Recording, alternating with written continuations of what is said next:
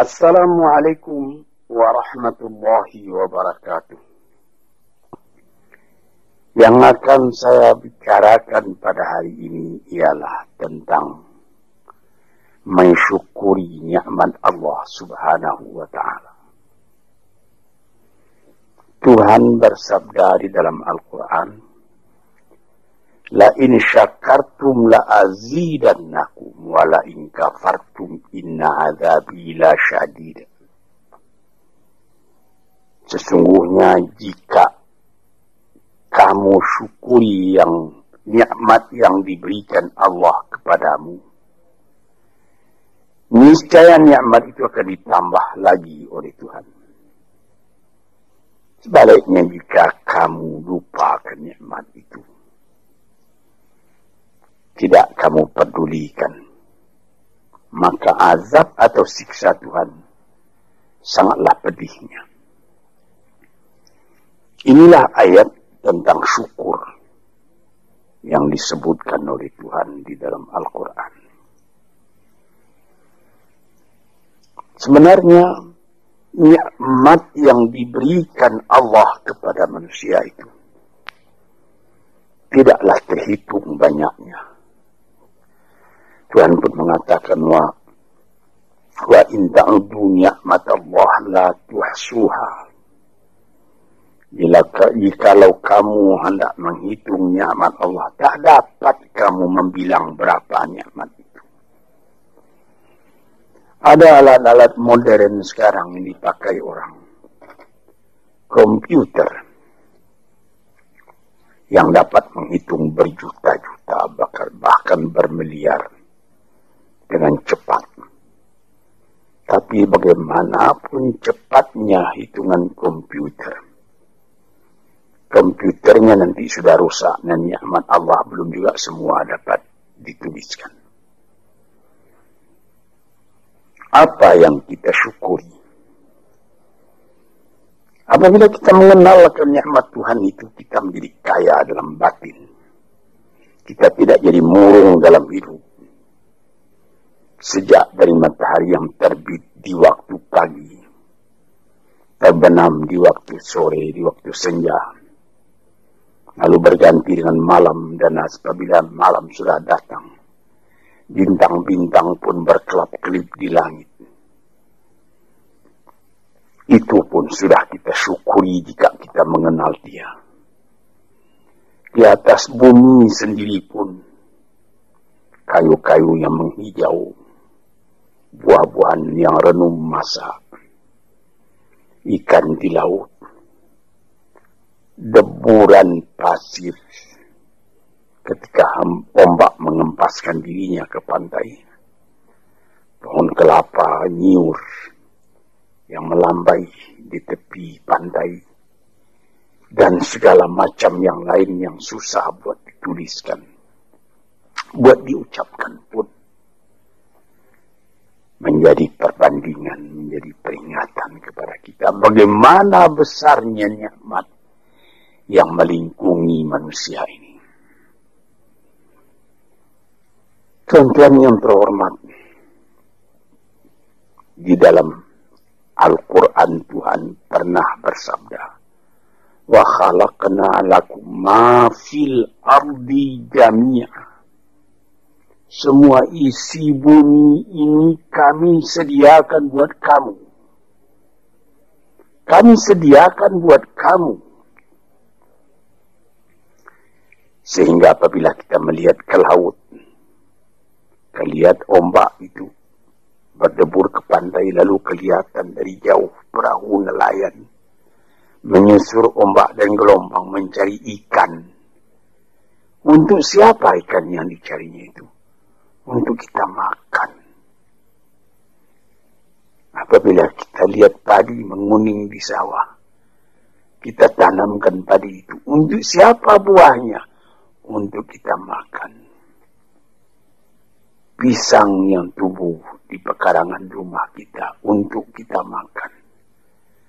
Malahan kalau kita lihat binatang-binatang berkaki empat, kambing, sapi, kerbau.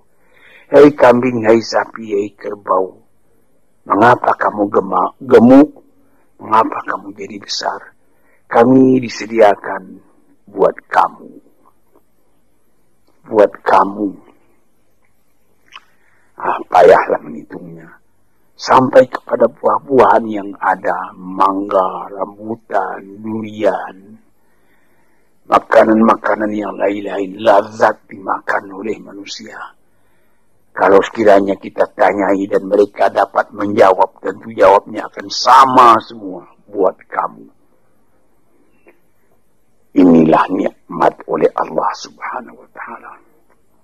Wa sakhkhara lakum ma fil ardi. Dan segala isi bumi ini disediakan buat kamu. Di sini kita merasa dalam hati syukur. Allah Ta'ala pun beri peringatan kepada kita. Walaqad karramna bani Adam. Wahamalnahum fil barri wal bahri. Warazaqnahum minat tayyibat. Wafaddalnahum ala kathir mimman khalaqna tafdila. 4. Katanya, hai anak Adam, kami muliakan kamu di muka bumi ini. Kami angkat kamu di laut dan di darat. Di laut dengan kapal, di darat dengan kendaraan. Malah sampai sekarang di udara diangkat manusia. Dan diberikan rezeki. Padi menguning, buah-buahan. Yang manis-manisnya pun bermacam kemanisan. Dan diberikan lagi peringatan bahwa dari binatang yang lain, manusia lebih utama. Dijadikan Allah Ta'ala bermacam-macam binatang, bermacam-macam margastawa yang ada di muka bumi ini. Manusia juga yang lebih tinggi daripada semuanya. Dan sebagai patri daripada segala nikmat yang ada itu diutus Tuhan pula, utusan-utusannya terdiri daripada bangsa manusia sendiri. Nabi-nabi dan rasul-rasul sejak dari zaman Nabi Adam, Nuh, Idris, Hud, Salih, Ishaq, Yaqub, Yusuf, Daud, Sulaiman, Zakaria, Yahya, Isa, Musa, dan lain-lain. Harun, dan lain-lain. Sampai kepada Nabi Muhammad SAW. Tanda cinta manusia itu sempurna kepada manusia. Cinta Allah kepada manusia itu sempurna. Dikirim manusia sendiri buat menyampaikan bagaimana manusia tadi supaya selamat dalam kehidupannya. Dan diberi peringatan kepada manusia bahwa hidup itu bukan sekedar yang sekarang saja. Sesudah hidup yang sekarang ada lagi hidup yang lain. Hidup yang akan datang yang lebih kekal daripada hidup yang sekarang. Hidup yang sekarang ini disebut al-hayatul faniyah. Hidup yang fana. Kelihatan sebentar. Kemudian hilang. Sesudah hilang tak kembali lagi. Tapi nanti disambut dengan al-hayatul baqiyah. Hidup yang kekal. Disitulah kehidupan yang sejati. Kita kembali kepada yang tadi. Mengenal hidup yang seperti ini saja sudah patut disyukuri. Kalau kita tidak mengenal hakikat dari kehidupan itu, apalah obah kita dengan binatang. Tuhan pernah bersabda dalam Al-Quran. Dia katakan, walaqad zara'na li jahannama katsiran minal jinni wal insi lahum qulubun la yafqahuna biha wa lahum adhanun la yasma'una biha wa lahum a'yunun la yubsiruna biha wa lahum adhanun la yasma'una biha ulaika kal an'am bal hum adall wa ulaika humul ghafilun. Akan kami lemparkan kepada neraka kesengsaraan. Api neraka jahanam, manusia, dia berhati tapi tidak memperhatikan, dia bermata tak melihat, dia berkuping tak mendengar. Apalah ubahnya manusia yang demikian itu dengan binatang? Bahkan lebih lagi sesatnya dari binatang. Sebab binatang kalau dia tidak berpakaian, tidak ada orang menyalahkan. Tidak ada kata salah, kata benar dan salah pada binatang. Nah, sebab itu maka manusia yang tidak mempergunakan hatinya, matanya, telinganya, lebih hina dari binatang.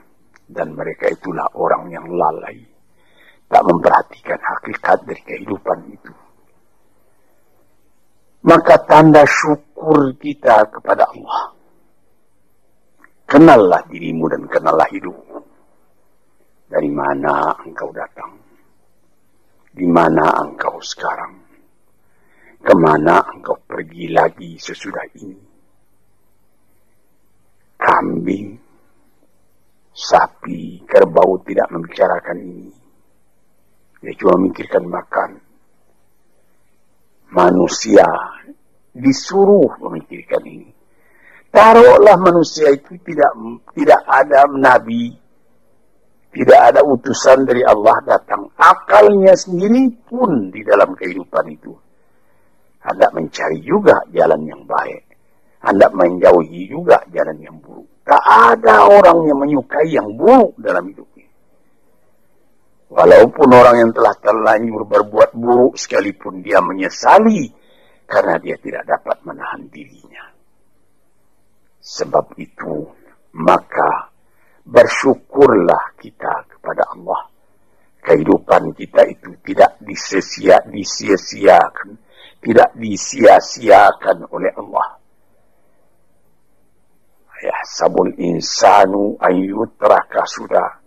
Apakah manusia menyangka bahwa dia akan dibiarkan saja, tidak terpelihara, berjalan tidak tentu arah? Tidak. Tidak. Sejak dari masa dalam menjadi nutfah lagi, sampai menjadi insan sudah menjadi pikiran kita. Bagaimana keindahan Allah menjadikan kita. Nah, sebab itu maka dikatakan, bersyukurlah. Syukurilah nikmat Allah itu. Sekarang timbul pertanyaan, bagaimana yang dimaksud dengan syukur itu? Saya pertalikan sedikit dengan falsafah. Sokrates apabila dia mempelajari keadaan alam, sesudah melihat keadaan alam ini, dia pun mempunyai iman bahwa ada yang menciptakan alam, yaitu Tuhan.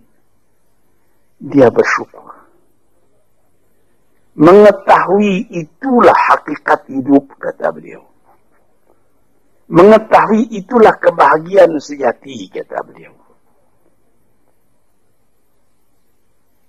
Maka di sini kita melihat, syukur ya Allah, aku tidak dijadikan jadi binatang.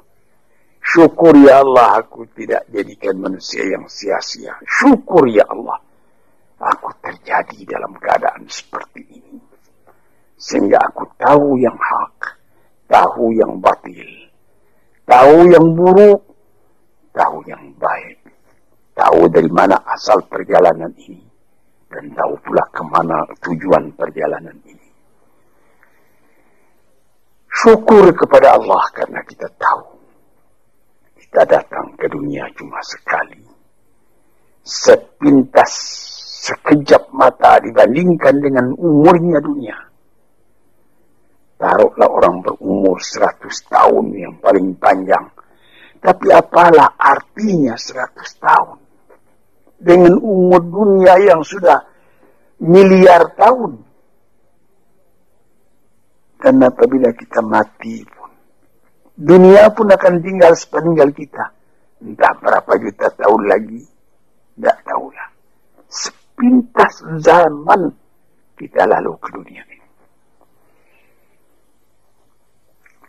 kita bersyukur karena kita diberi ingat. Yang sepintas zaman, yang sekejap mata itu harus kita isi. Sehingga setelah badan kita hancur di dalam bumi, kita masih hidup. Ini, saudara-saudara pendengar yang terhormat, kita sudah mati hancur di kandung tanah, tapi masih hidup.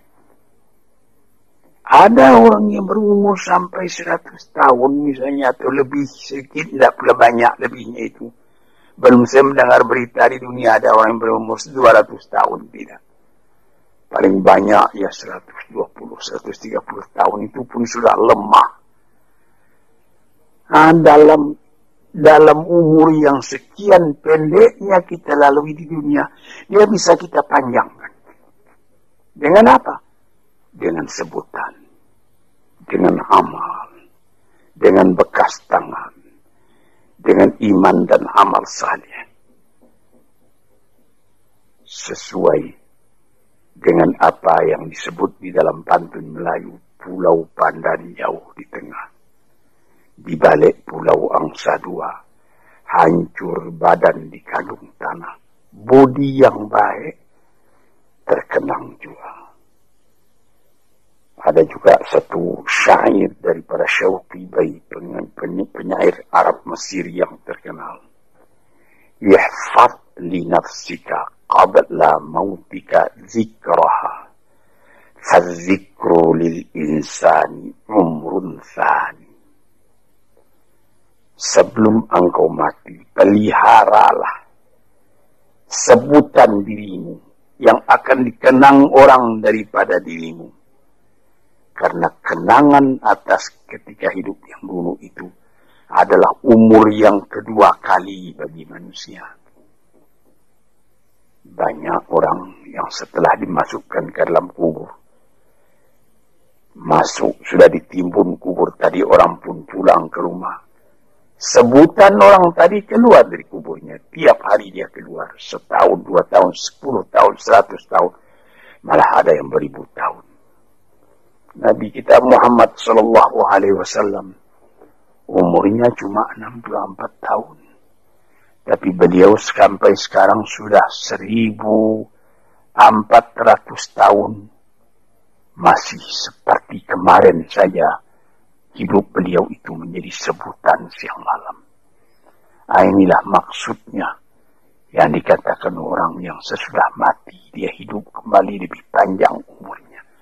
64 tahun dibandingkan dengan 1400 tahun. Dan selama azan masih kedengaran di puncak menara, entah ratusan ribu tahun lagi, itu nama akan tetap hidup. Ini yang kita syukuri kepada Tuhan. Sebaliknya, setelah kita sebutkan bagaimana syukur atas nikmat yang diberikan Allah, sebaliknya ada orang yang tidak berterima kasih sedikit juga kepada Tuhan, melainkan mengomel terus bagaimanapun banyaknya nikmat yang dia terima. Maka pada ujung ayat tadi dikatakan, wala in kafartum inna azabi la syadid.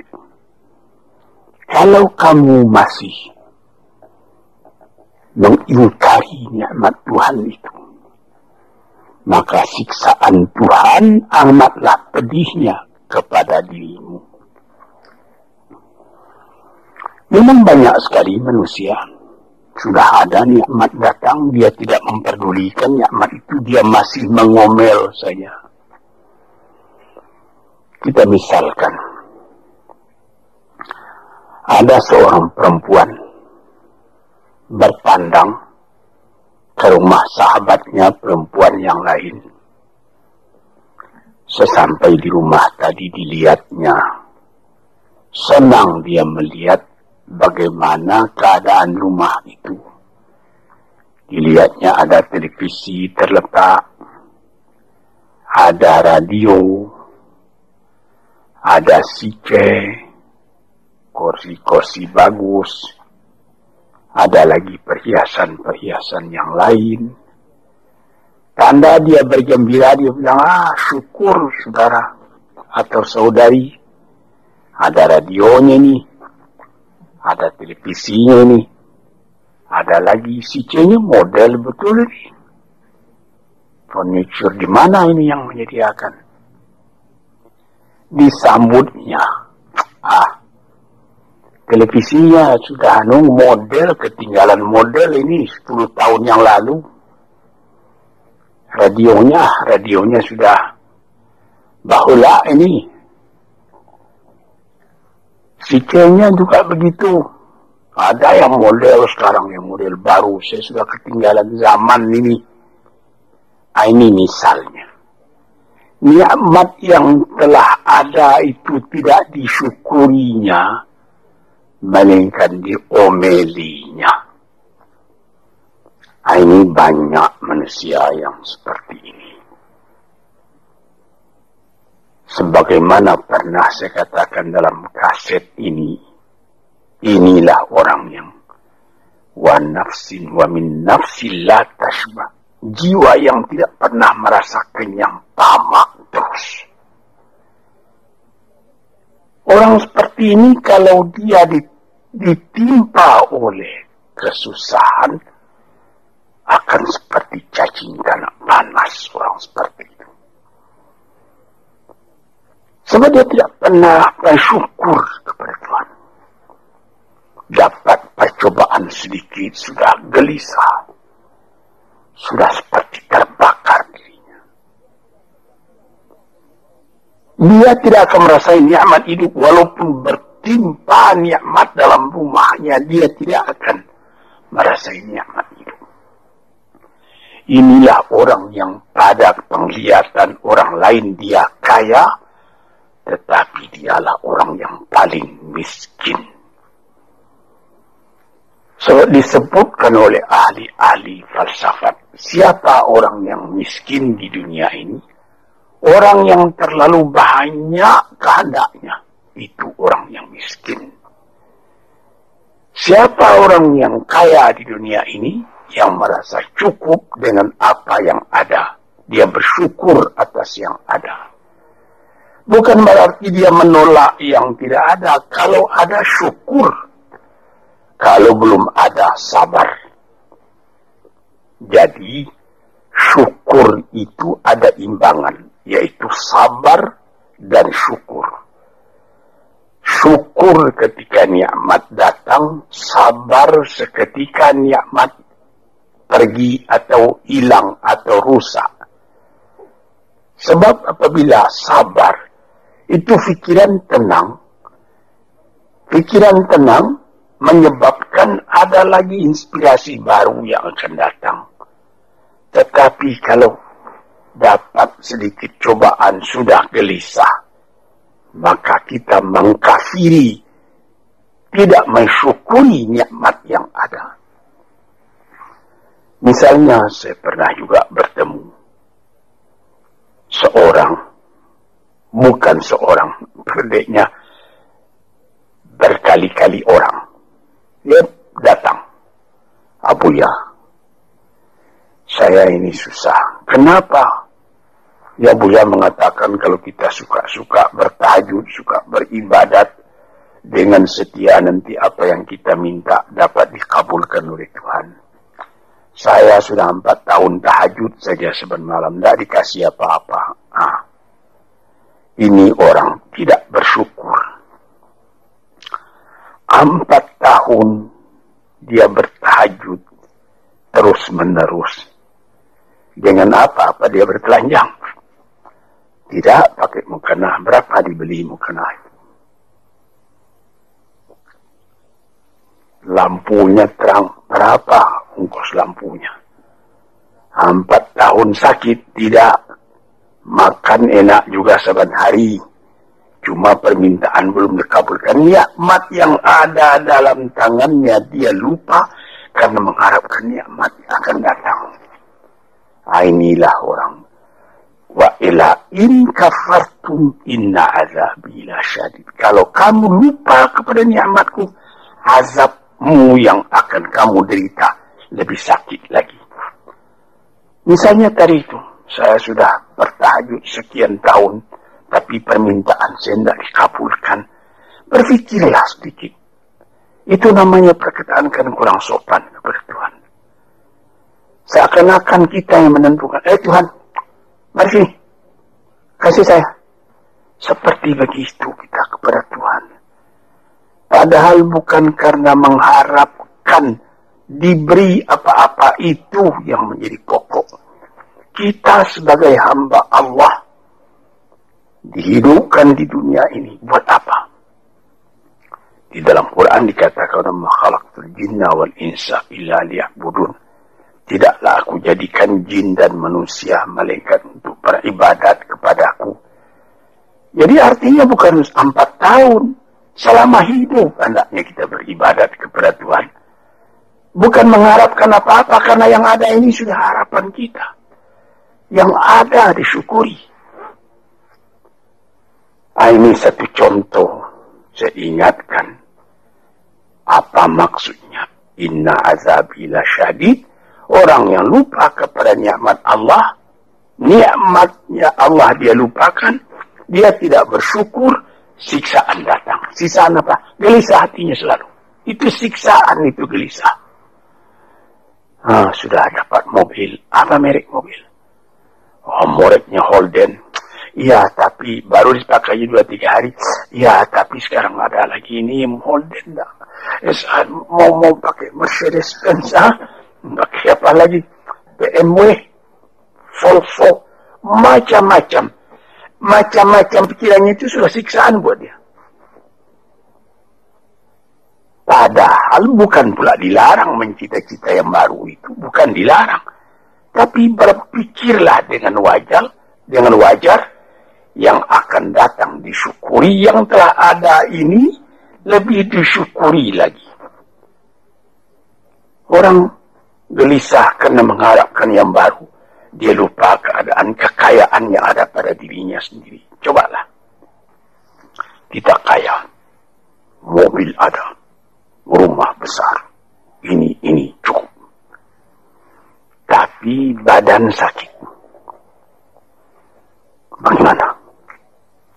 Saya teringat salah seorang sahabat saya telah meninggal. Itu terkenal orang kaya besar. Bapak Rahman Tamin. Dia di rumah sakit. Dia ketika itu baru saja membuka pabrik tekstil di Surabaya. Jadi, bukan main lah, dia terkenal. Jadi ketika dia sakit, saya pergi melihat dia. Sekarang saya mengerti, katanya, apalah arti kekayaan saya yang banyak itu. Katanya. Yang penting sekarang ini bagi saya sehat. Ini perkataan dari seorang mukmin yang mengetahui berapa nikmat Allah.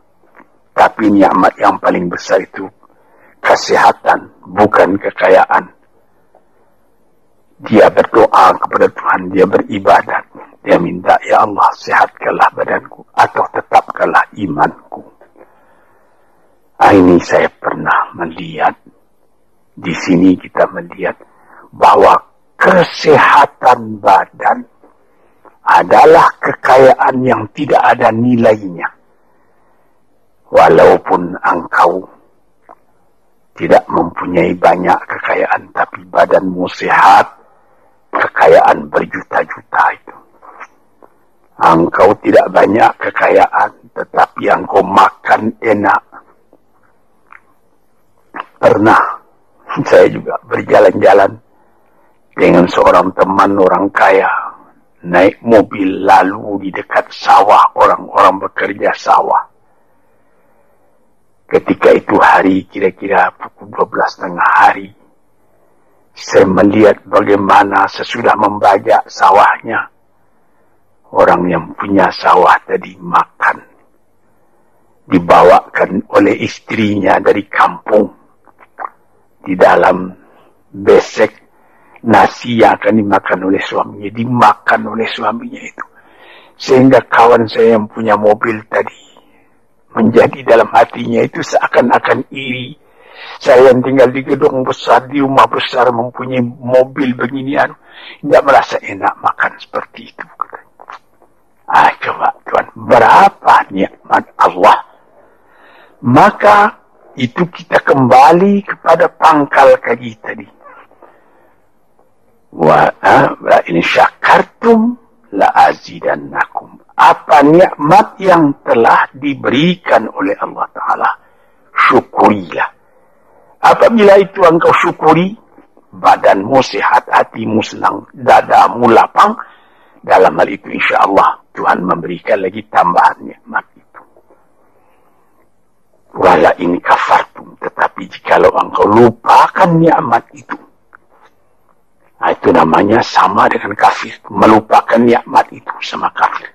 Sebab kafir itu ada namanya kafir inat, kafir juhud, kafir nikmat, kafir inat. Artinya keras kepala. Kafir juhud, ingkar, tak mau percaya. Kafir nikmat, nikmat Tuhan telah datang, lupa nikmat itu. Itu juga termasuk kafir namanya. Kalau kita lupakan nikmat itu, maka kita sudah meracun diri sendiri. Makan tidak enak lagi. Mengapa? Ya habis. Rumah sewa saya sudah 40 pintu banyaknya. Tapi yang di sana tidak dibayar orang. Di sana itu hampir terbakar rusak. Jadi berapa? Ada 2 rumah. Jadi yang 30 gimana? Lupa itu.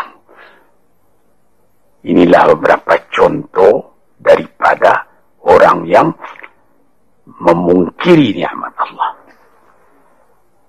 Itu juga merubah kepada rupa muka kita. Orang yang selalu tidak puas,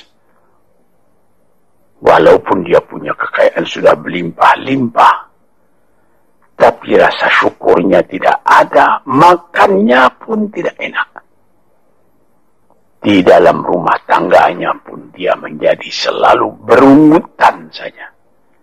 Ketika mula-mula datang sesudah penyerahan kedaulatan pada tahun 50 datang ke Jakarta, suami istri hidup dengan sederhana, makan enak, tertawa pagi, tertawa sore, apa yang ada dimakan yang tidak sabar. Kemudian berlimpah-limpah rezeki.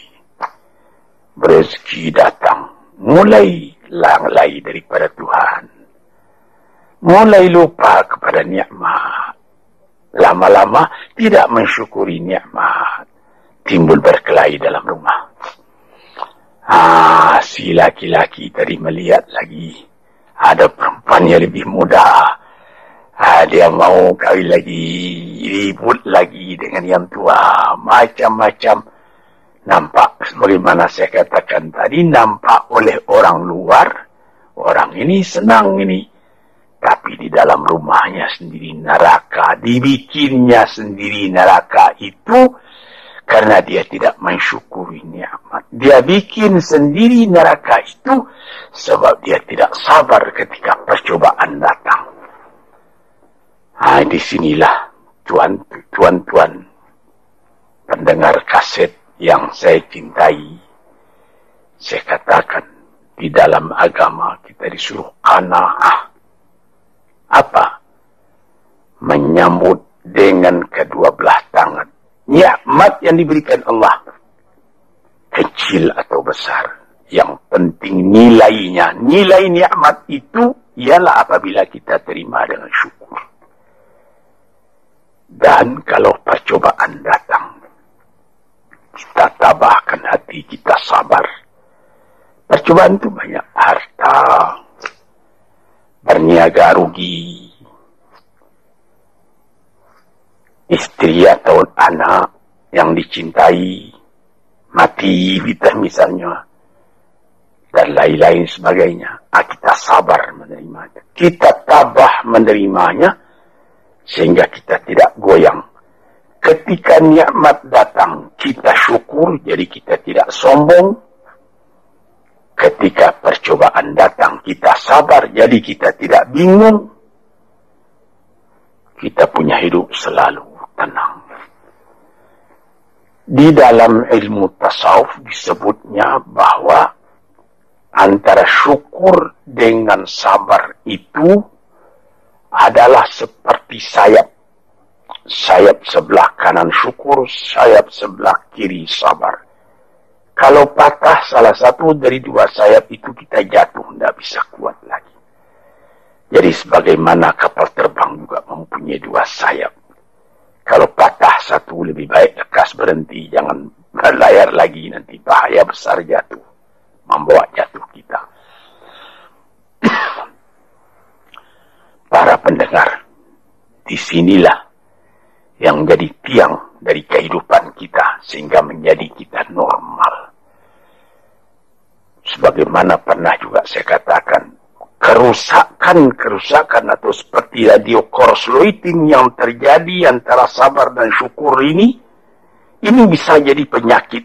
Mulanya penyakit batin, kemudian menjadi penyakit badan. Ada orang, itu saya pernah mengatakan tempoh hari di dalam salah satu kuliah di kaset ini, psikosomatik. Dilihat penyakit, diperiksa, dianalisa oleh dokter. Asalnya dari kecewa. Ada orang, anaknya menyakitkan hatinya, karena anak itu juga jadi fitnah dalam kehidupan. Diharap akan begini, rupanya jadi begitu. Diharap akan taat, rupanya maksiat. Lama-lama dipendam penyakit itu dalam hati, berubah kepada badan sendiri. Kadang-kadang sakit jantung, kadang-kadang eksim, kadang-kadang kudis. Ajaib. Rupanya perjalanan darah diganggu oleh tekanan jiwa. Tekanan jiwa mengganggu tekanan jantung. Tekanan jantung mengganggu tekanan darah. Tekanan darah menjadikan penyakit basil pada badan. Sebab itu maka dikatakan, barang siapa man a'rada an dzikri fa inna lahu ma'isyatan dhanka. Barang siapa yang menolak peringatanku, dia punya hidup nanti akan sengsara. Sengsara jadi penyakit.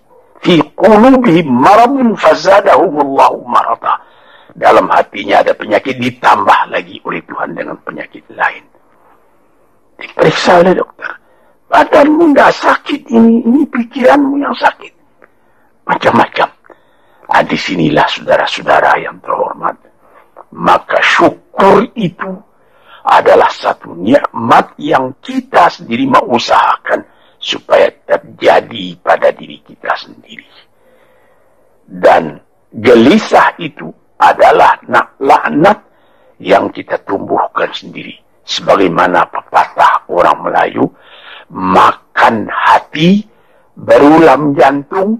Hatinya sendiri dia makan, jantungnya sendiri diambil ulam, akhirnya kurus kering, pikiran pun jadi tertumbuh, cahaya mata pun menjadi muram, hati gelisah, kepercayaan kepada Allah tidak ada lagi, kepada hidup pun tidak ada lagi. Na'udzubillahi min dzalik. Para pendengar, peminat kaset-kaset ini, saya serukan, gembirakan hati, kuatkan iman kepada Allah, syukuri segala nikmat, sabar kalau datang percobaan. Insya Allah kita akan tetap teguh hidup, selamat dunia dan akhirat. Sekian saja dulu, insya Allah lain hari kita sambung lagi. Assalamualaikum warahmatullahi wabarakatuh.